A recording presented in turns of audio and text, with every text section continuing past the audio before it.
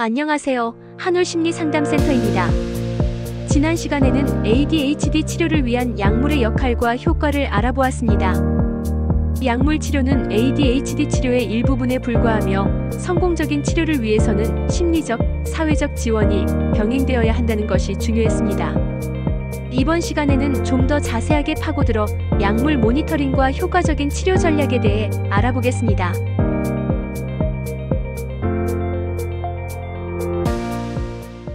효과적인 치료 전략을 배우기 전에 우선 ADHD의 동반 질환에 대하여 알아보겠습니다. 성인 ADHD 환자의 약 65%에서 89%는 하나 이상의 동반 정신질환을 경험하며 이는 ADHD의 치료를 복잡하게 만듭니다. ADHD와 동반 질환은 신경생물학적 및 유전적 요인에 의해 발생하며 정확한 진단과 치료를 어렵게 합니다. 예를 들어 ADHD 환자는 불안장애, 우울증, 물질 남용장애 등 다른 정신건강 문제를 함께 겪는 경우가 많아 ADHD 증상이 간과되고 다른 정신질환만 치료되는 경우가 많습니다. 실제로 많은 성인 ADHD 환자들이 동반 정신질환이나 물질 관련 장애에 대한 치료를 받았음에도 불구하고 ADHD 자체는 적절히 치료받지 않는 경우가 많습니다. 이에 따라 ADHD 성인에 대한 약물 치료는 증상의 심각도에 따라 우선순위를 두고 진행됩니다. 약물 치료 외에도 ADHD 성인을 위한 추가적인 치료가 필요할 수 있으며 이는 환자의 상태와 동반 질환에 따라 달라집니다. ADHD 성인의 약물 치료에서 중요한 점은 약물의 효과를 평가하고 개선하는 방법을 체계적으로 파악하는 것입니다. 이를 위해 약물 반응에 민감한 목표 행동을 설정하는 것이 필수적입니다. 목표 행동을 정의하고 그 행동이 얼마나 자주 발생하는지 평가할 수 있는 시스템을 만드는 것은 중요한 과정입니다. 약물 복용 전후의 변화를 비교하기 위해 기준선을 설정하고 이를 토대로 피드백을 제공합니다.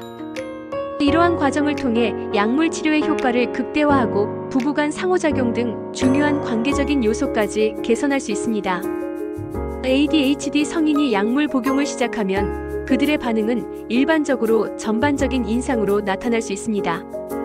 이러한 전반적인 보고는 유용할 수 있지만 구체적인 문제를 파악하거나 개선 상황을 추적하는 데는 한계가 있습니다. 특히 약물이 관계를 향상시키는 잠재적 효과를 평가할 때 관계의 질이나 두 사람의 편견에 의해 영향을 받을 수 있습니다. 따라서 치료사는 목표 행동을 구체적으로 정의하고 이를 바탕으로 평가 시스템을 만들어 약물의 효과를 정확히 평가하고 조정해야 합니다. ADHD 성인의 약물 치료는 주로 긍정적인 행동을 증가시키는 데 집중해야 합니다. 예를 들어 아이들과 긍정적인 대화를 나누거나 가사 일을 계획적으로 수행하는 등의 목표 행동은 약물 치료의 주요 목표가 될 수 있습니다. 치료사는 부부와 함께 목표를 설정하고 목표 행동을 달성하는 데 필요한 평가 시스템을 개발합니다. 이러한 과정은 약물 치료의 효과를 개선하는 데 중요한 역할을 합니다. ADHD 성인이 약물을 복용한 후 치료사는 평가를 통해 약물의 효과가 일정 시간에만 지속되는 것을 확인할 수 있습니다. 이를 통해 약물의 타이밍을 조정하거나 추가적인 약물을 처방하는 등의 조치를 취할 수 있습니다. 치료사는 부부가 약물 효과를 더욱 개선할 수 있도록 지속적으로 목표를 확장하고 약물 치료 외에도 다른 개입을 추가하는 방법을 제시할 수 있습니다. 약물 치료는 ADHD 성인에게만 필요한 것이 아니라 그들의 파트너나 가족 구성원에게도 중요한 영향을 미칩니다. ADHD 성인의 행동 변화를 평가하고 개선하는 과정에서 부부 간의 상호작용도 긍정적으로 변화할 수 있습니다. 이러한 변화는 시간이 지나면서 점차적으로 쌓여가며 치료 효과를 더욱 강화하는 데 기여합니다. 지금까지 영상을 시청해주셔서 감사합니다.